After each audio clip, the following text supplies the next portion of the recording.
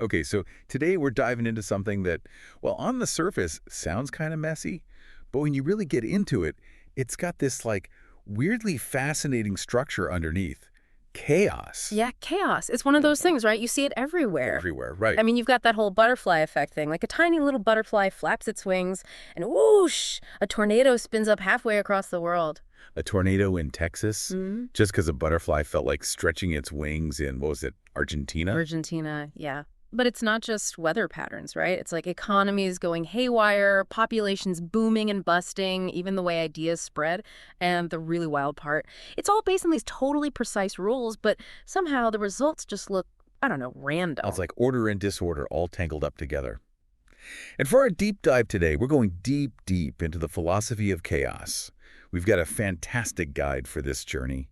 The Stanford Encyclopedia of Philosophy's entry on, you guessed it, chaos. It's going to be a wild ride. And I think what's really cool about chaos, especially for someone like you who's always digging into the big questions, is that it's not just about the math or the physics.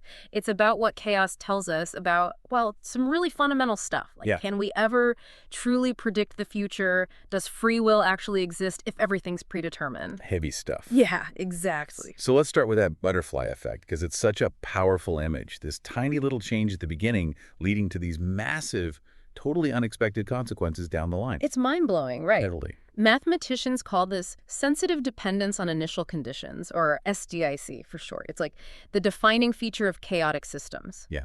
And what it shows us is that there's this like fundamental limit to how accurately we can ever predict how these systems will behave in the future.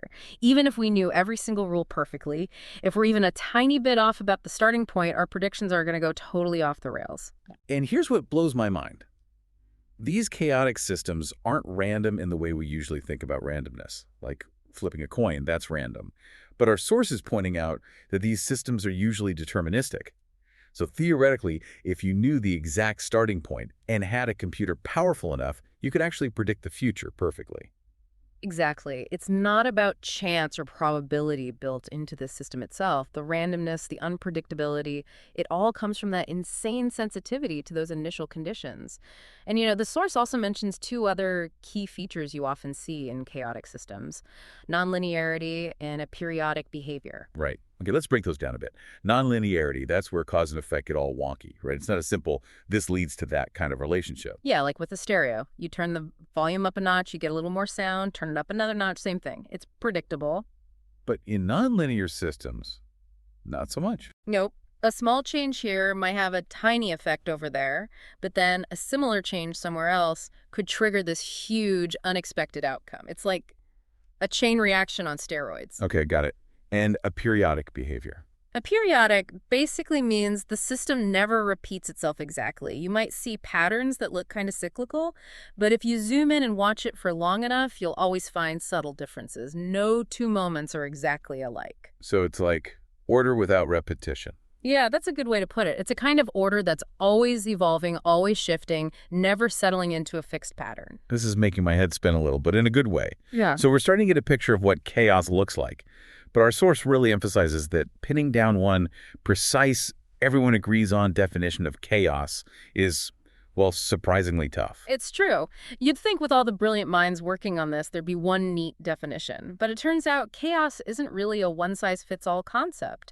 It shows up in all these different fields: math, astronomy, economics, psychology, even in art sometimes. So what are we saying? It's like chaos is in the eye of the beholder or something. Not exactly. It's more that the underlying causes of that chaotic behavior can be totally different depending on what you're looking at. Like, a chaotic system in physics might be driven by completely different mechanisms than a chaotic system in economics. And that makes it really hard to come up with one single, universally accepted definition that covers everything. That makes sense. Okay, so the source then gets into these qualitative definitions of chaos. One that stood out to me was Kellard's definition. The qualitative study of unstable aperiodic behavior in deterministic nonlinear dynamical systems. That's a mouthful, right? It is. Can we break that down a bit? Sure. Let's start with unstable. That basically refers back to that sensitive dependence on initial conditions we were talking about. Right, so a tiny nudge at the start can lead to huge changes down the line. Exactly. And aperiodic means, well, we've already covered that. The behavior never exactly repeats itself. Right. So Keller's definition is basically saying chaos is all about those two things, instability and a periodicity, happening within systems that are also deterministic, meaning they follow fixed rules, and nonlinear, meaning cause and effect aren't straightforward. Exactly, but even this definition has its problems. It's kind of too broad. Like, imagine a simple math equation, xm plus 1 cxn, where c is a constant, let's say 1.1. It's unstable because any starting value is going to grow exponentially, and it's a periodic in that sense. But does that really capture the essence of chaos? Like the chaotic swirl of a hurricane or the stock market going nuts. I don't know. It seems too simple, too predictable almost. Right. It's missing that juicy, unpredictable complexity we see in those more classic chaotic systems. Which brings us to this concept of stretching and folding mechanisms. That sounds like it gets closer to the heart of what makes a system behave chaotically. It does, right? It's a really powerful idea. Think of it like kneading dough. You stretch it out, then fold it back on itself. In a chaotic system, that stretching part is like how nearby trajectories in the system's state space diverge from each other. Those tiny initial differences, they get amplified over time. And the folding part, well, that keeps the system from just spiraling off to infinity. So it's like contained chaos. Exactly. It's this constant back and forth between stretching and folding that creates those crazy, unpredictable patterns within a limited space. The Lorenz attractor, with its cool butterfly shape, is a perfect example of this stretching and folding in action. Another one is the logistic map. It's this really simple equation, but the way it transforms that interval between 0 and 1, it's pure chaos. Okay, I'm starting to see the dough analogy now. It's creating all these layers and folds, but they never quite repeat the same pattern. So how do we go from this kind of visual, intuitive picture of stretching and folding to like a more precise mathematical way of defining chaos? That's where we go back to sensitive dependence on initial conditions. But now we're getting more technical. There's this distinction between what they call weak sensitive dependence, or WSD, and a stronger form called just sensitive dependence, or SD. So weak versus strong chaos. Kind of. WSD basically says that no matter how close two starting points are, their paths or trajectories will eventually diverge by at least some fixed amount. Okay, but what does that actually tell us about the predictability of the system? I mean, those trajectories could drift apart really slowly or only for certain starting points. That's the problem with WSD. It doesn't really capture that wild unpredictability that we associate with true chaos, the kind that makes it basically impossible to predict what's going to happen. So the strong version, SD. Right. SD is all about exponential divergence, and it's measured by something called the Lyapunov exponent, represented by the Greek letter. If the largest Lyapunov exponent for a system is positive, it means that nearby trajectories are, on average, diverging exponentially fast. Exponentially fast. That sounds like things are getting out of control quickly. They are, and that exponential growth of uncertainty, that's what many scientists consider to be the defining feature of chaos. Got it. And then the source gets into Devaney's definition of chaos, also called chaos. This one seems pretty complex, talking about invariant sets and topological transitivity. Yeah, Devaney's definition is a bit more technical, but it's really important because it lays out a very precise mathematical way of thinking about chaos. It focuses on a region in the system's state space called an invariant set, labeled as K. Basically, once a trajectory enters this region, it stays trapped there forever, and then it lays out three conditions: weak sensitive dependence on K, a dense set of periodic orbits in K, and something called topological transitivity on K. Okay, let's unpack that. We already talked about weak sensitive dependence. But dense periodic orbits, that seems counterintuitive. Chaos is all about not repeating. Right. Yeah, it seems weird at first. But the idea here is that within that chaotic region, there are actually infinitely many periodic orbits, paths that loop back on themselves. And these orbits are dense, which means you can find one arbitrarily close to any point in K. So the system could get really close to repeating itself, but then veers off at the last second. Exactly. And those periodic orbits are also unstable, so even if the system gets close to one, it'll get kicked off into a slightly different path. So it's like almost predictable, but never quite. Yeah, and that's what creates that crazy non-repeating behavior. And then the third condition, topological transitivity, that basically means that any trajectory in given enough time will eventually wander through every little corner of that chaotic region. So it's like the system's exploring all its possibilities. Exactly. And what's interesting is that for infinite sets, Those last two conditions, dense periodic orbits and topological transitivity, those actually imply weak sensitive dependence. You don't even need to state it separately. Cool. So the source also mentions another definition, the horseshoe map definition, chaos, which seems to directly capture that stretching and folding action we were talking about. Yeah, the horseshoe map is awesome. Hmm. It's a specific mathematical transformation that really visualizes the stretching and folding process. And what's cool is that if a system has this horseshoe map embedded in its dynamics, it's guaranteed to also be chaotic, according to Devaney's definition. Guaranteed. Mathematicians love that kind of certainty.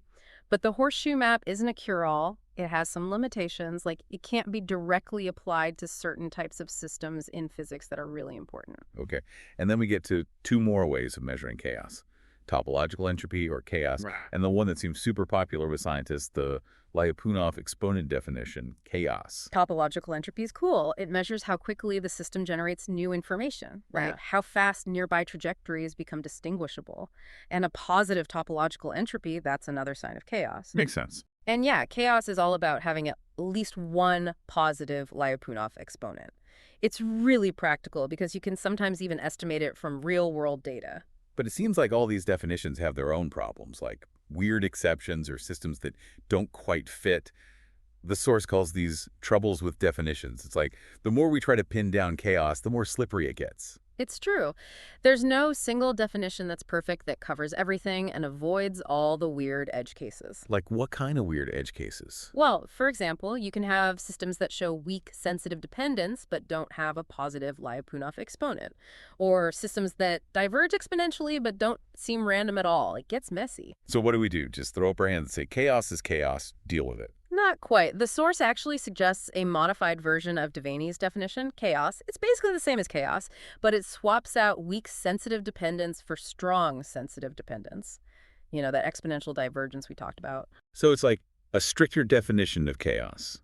Only the most chaotic systems qualify. Exactly. It's a way to weed out those weird edge cases and focus on the systems that are truly unpredictable and have that dense, aperiodic behavior. And even then, the source reminds us that when we actually calculate those Lyapunov exponents, especially from real-world data, we're dealing with estimates, not perfect values. Yeah, it's important to remember that. And also, it's not just about initial conditions. It's about the parameters in the equations that govern the system. The parameters. Yeah, think of a pendulum. The length of the string, that's a parameter. And changing that parameter, even a tiny bit, can shift the pendulum from swinging back and forth regularly to doing all sorts of crazy, unpredictable stuff. So even the rules themselves can be sensitive. Exactly. It's called sensitive dependence on parameter settings. It's another layer of complexity that makes predicting these systems even harder. Wow. Okay, so after all this talk about defining chaos, let's go back to that butterfly effect. The source makes a good point that while chaos definitely puts limits on how far into the future we can see clearly, it doesn't mean all prediction is hopeless. Right. The butterfly effect tells us that these systems are sensitive, but it doesn't mean we can't forecast anything at all. The source uses this example of a mathematical map where the uncertainty grows at different rates at each step. Even if it's generally growing, the average growth rate can tell us something useful about how predictable the system is over a certain time. So it's like some chaos is more predictable than other chaos. In a way, yeah. And sometimes the uncertainty can even temporarily decrease. It's not always just getting bigger and bigger. Like even the super chaotic Lorentz system, it has regions where uncertainties can actually shrink. So maybe we can make some decent short-term predictions, even if long-term ones are out of reach. Exactly. And think about weather forecasting. We know the atmosphere is chaotic, but meteorologists don't just give up. They use all these sophisticated techniques like running simulations with slightly different starting points and constantly updating their models with new observations.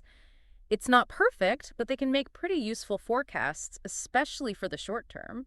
So the whole idea that chaotic systems are fundamentally unpredictable, it's a bit of a myth.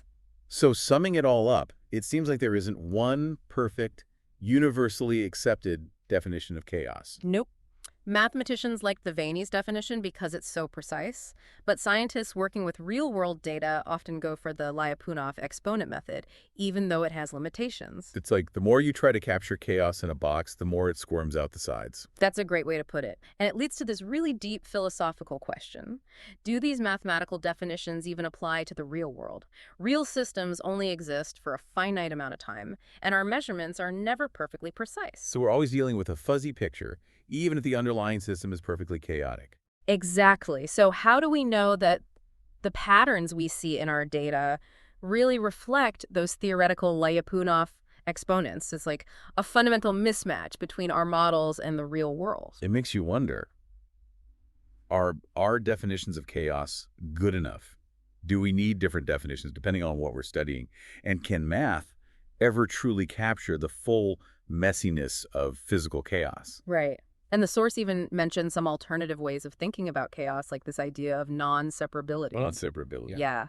It's the idea that in some of these chaotic systems, especially in physics, the parts are so intertwined that you can't really analyze them in isolation. Like the whole is greater than the sum of its parts. Yeah, exactly. And that interconnectedness, that's where a lot of the unpredictability and complexity comes from. It's a reminder that the world is full of systems that are just fundamentally different from the simple linear systems we're used to dealing with. Well, as we wrap up our deep dive into chaos, I keep coming back to this paradox. These systems are governed by precise rules, and yet they behave in ways that seem totally random. It's like a cosmic joke almost. It is, isn't it? And for you, our philosophically minded listener, this is where things get really interesting. If even the tiniest uncertainties can lead to wildly different outcomes, what does that mean for determinism? And if prediction is inherently limited, how do we even approach scientific understanding? And with chaos showing up everywhere, from the smallest particles to the vast universe, does that point to some deeper principle we haven't figured out yet? Or maybe it just means we need to rethink the way we look at the world, move beyond our linear thinking, and embrace the inherent complexity and interconnectedness of, well, everything. Those are the big questions, aren't they? And that's the beauty of chaos. It forces us to confront the limits of our knowledge and to wonder about the true nature of reality, something to ponder long after this deep dive is over. Definitely. Thanks for joining us on this wild ride.